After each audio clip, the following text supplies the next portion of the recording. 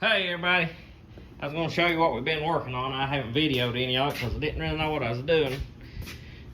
But I did know, but I wasn't sure. Anyways, we started working on this old hay baler for Brad Mullins. And it had broke a chain and I think it put it back on and it broke it again maybe. Anyways, this drive sprocket, this one comes off of your drive shaft to start turning everything. Excuse me. It had some cogs broke off of it, some of the teeth off the sprocket. I think there's a bearing down, and let's see, this roller right here, it's pretty rough when you turn it, which it's got pressure on it right now. But when you got slack off of it to where you can turn it, it's got a lot of rough sound to it, so that's going to be a job to pull that thing out of there. We took the pickup head out of it. It's got the cam follower bearings. One of them's missing, or I guess that's how this thing's set up. I'm not tore into it to see, but you can tell one of the tooth bars that your teeth mount on has fell plumb out of it.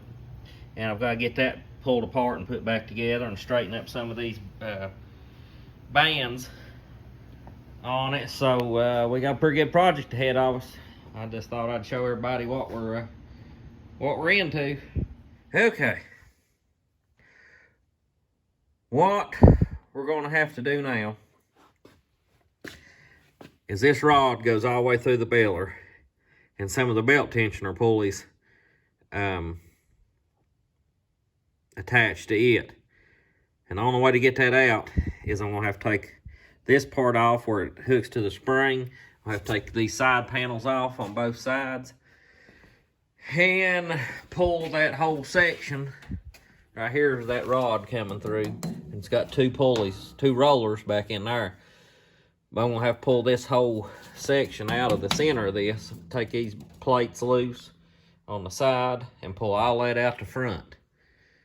To get that one roller out to change the bearing on it, or at least that's the only way I know to do it. I think that's how you do them. Will be a job, but I think we can do it. Well, that was the job. We got all this pulled out. I raised it up, and there's a bolt right in here that holds that roller in. I raised it up into that slot and got it out. And trying to not take the belts loose.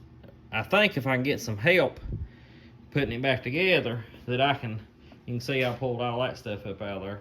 And took these side panels off. Up through there on both sides. But I think if I can get somebody to help me, I can get down inside the baler and hold that roller up in there, and then they can start the bolts in it from out here. Is my plan. Hopefully that'll work, but shoo, gonna be a job getting this stuff out of this roller.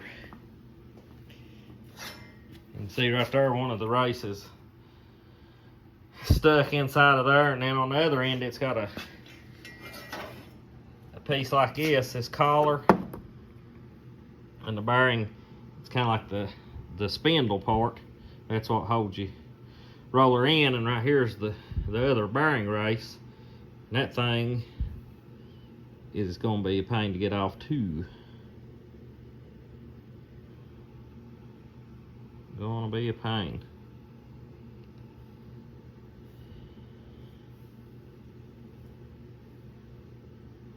But may have to cut it off. May have to get a new, I'd say you'll end up having to get a new one of these collars. Would be my guess on each end, and the bearing. But I'll probably take some of that up to school and work on it and get good experience for the students and save him a little money. Instead of paying me to do it, we'll take it up there and give us a project, and probably take that, might take that pickup head up there and work on it too, and rebuild it. That'll save him a little bit of expense. But anyways, Had to take these springs off and everything. She's pretty well gutted for right now. Hopefully we can get it all back together. Surely I can. But we'll show you some more when we get more.